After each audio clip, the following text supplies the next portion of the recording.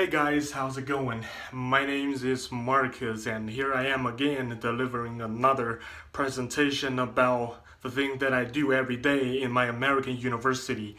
And there are a lot of people that ask me, why don't I speak Chinese when I want to teach English to Chinese people? And do you know what my response is? 我当然会说中国话，你以为我闹呢？我来自辽宁抚顺，知道不？我们这边人都这么说话，我说中国话就这样，能听听不听拉倒。你瞅啥？你瞅啥？Nah, I'm just kidding. I'm a really cool guy and a lot of people like me, so I was just kidding. Okay, so let's be serious for a moment. So I am currently in Hays, Kansas, which is a really small little bitty city in the middle of the United States. And in this place, there is a club called Rotary Club. And in the Rotary Club, there are a lot of famous, successful business people who retired, and then they joined this Rotary Club to devote a lot of energy and resources to the people in need. So Rotary Club is like a non-profit organization, and every academic year they ask for 3 to 4 international students from all over the world to deliver presentations to them about their story, their home country, and everything that they think the Rotary members might be interested in. And I am very lucky to be selected as one of the student Rotary scholars for the 2015 to 2016 academic year. So next Thursday, which is February the 6th, I am going to deliver a presentation at the local Rotary Club in Hays, Kansas. And then at that presentation, I'm going to talk about my story both before and after I came to the United States. So I am going to make this presentation to you so you may have a good understanding of my background and my personal experiences. Okay, but in order for me to do this, I'm gonna have to need my laptop because my PowerPoint is in the laptop, and I need my laptop to, my entire presentation is based on this little, PowerPoint. Okay, so this is what I'm gonna do. I'm gonna deliver this presentation based on this PowerPoint. Okay, so good morning. Thanks for having me today. My name is Marcus, and my English name is Marcus, of course. And I'm gonna show you my experience both before and after I came to the United States. So first of all, please allow me to introduce myself for a little bit. So I am a graduate student at Fort Hays State University, majoring in communication studies. And I'm also currently working as a graduate teaching assistant. And I teach 2 sections of freshman class about public speaking. Okay, so in this photo, these are my parents, and this photo was taken when I was at my graduation ceremony back in 2014. And as you can see, I am much taller than my parents, and I believe this is pretty typical among a lot of Chinese people, my generation, because we have better nutrition, we have better living conditions, so we are all taller and bigger than our parents' generation. And I'm pretty proud about myself. And as you can see from this photo, I used to look pretty fit or slim when I was, at my graduation in 2014. But after I came to the United States, I gained like 40 pounds because of all the food that I ate. So I believe that I deserve at least 20% of a green card, because a lot of weight that I gained after I came here, they were just born here. So this is why I think that way. Okay, my dad. So my dad is a police officer, and he is a very nice person, and he is also a philosopher to me, because for the past couple of years, he's taught me a lot of important things and valuable information that's going to benefit me in my future lives. So I respect him like a great philosopher. Okay, and my mom. My mom is a middle school biology teacher, and she teaches 7th and 8th grade, okay? And she is a very good teacher. A lot of students like her because of her teaching style. She can be pretty sarcastic when she teach, but overall she's an awesome teacher. And there is an interesting thing that happened to me, because when I was like in middle school, I went to the school where she works.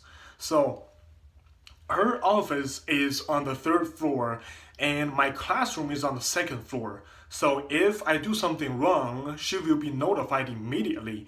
And no matter what I do in school, I cannot escape from her. She just knows whatever I'm doing. So, that was not a good experience for me. But anyway, I had a good time in my middle school. Okay, my hometown. So my hometown is in China. So as you can see from this world map, I am in this part of China, and this is the United States.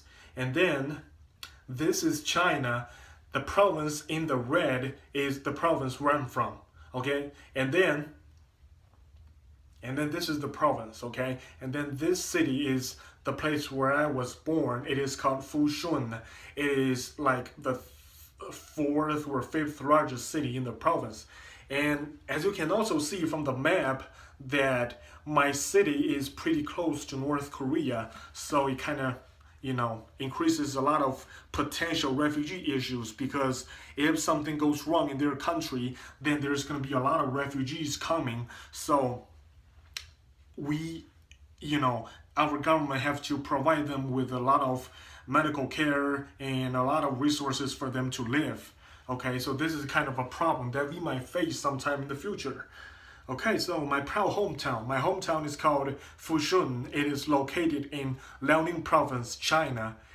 And in China, a province is kind of equal to a state in the United States.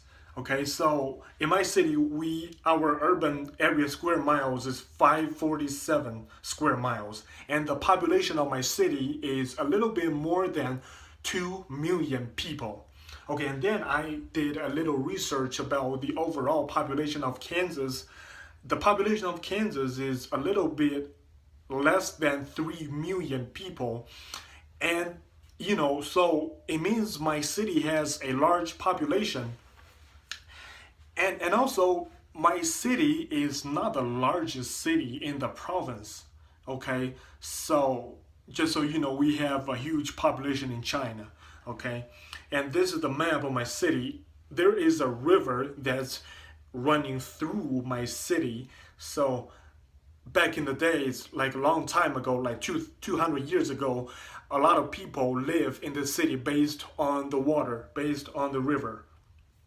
Okay, so these three photos are the views of Fushun. It is a pretty big metropolitan area with a huge population. So this is, my city is pretty beautiful when the air is clean, of course. Okay, and then these buildings are the typical residential buildings in Fushun. And they are very tall, and, some of them are pretty new and they are more expensive, and some of them are pretty old, so they are kind of cheaper. Okay, and the thing with residential building in China is that no matter how rich you are, you still live in the apartment buildings, because we just don't build houses, because not like the United States. If we build houses for every family, then we're not going to have enough space. So that was kind of like the situation over there. Okay, so this is the neighborhood where I'm from. Okay, so we live in a pretty nice neighborhood. I would say it's more like an upper middle class or middle class neighborhood, because we live in a gate. Okay, there's a fence between our neighborhood and what's on the outside. So this is the place where I live. And if you notice the building on the upper left hand, that room is exactly where I live.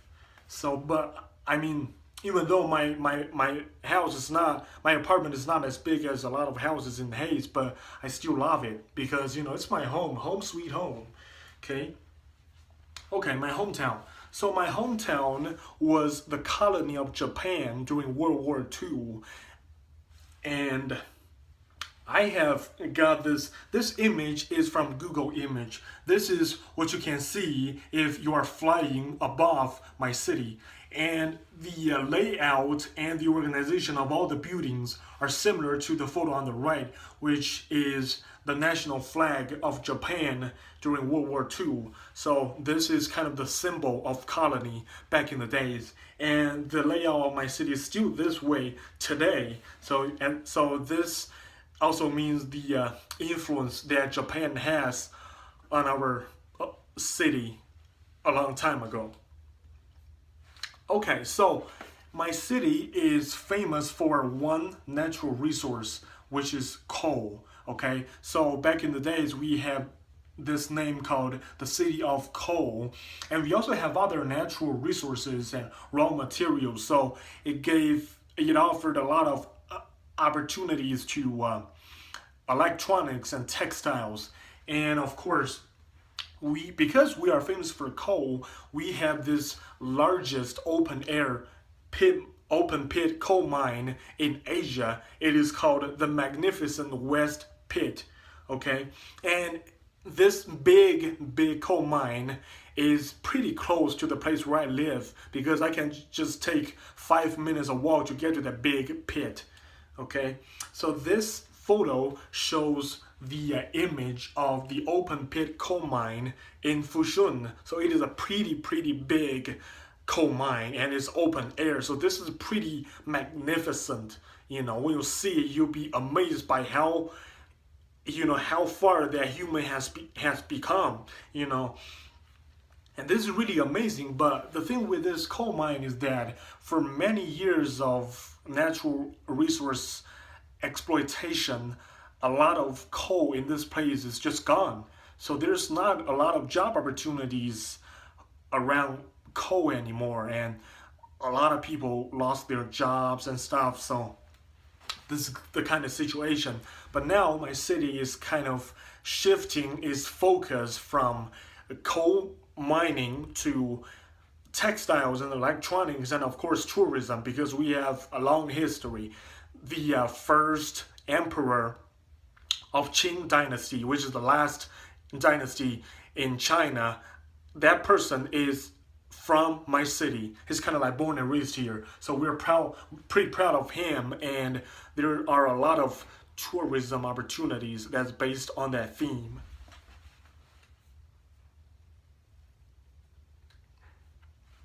Alright, so after I came to Kansas, I am pretty amazed by its clean air and friendly people. Okay, so